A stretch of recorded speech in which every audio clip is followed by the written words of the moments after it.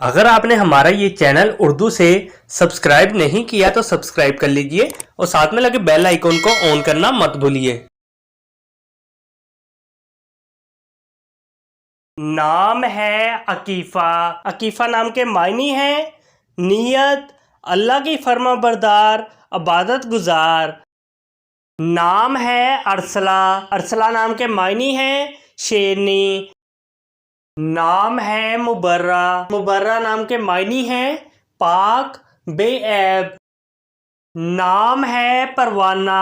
परवाना नाम के मायने हैं तितली, काबिल कबूल। नाम है रीमा।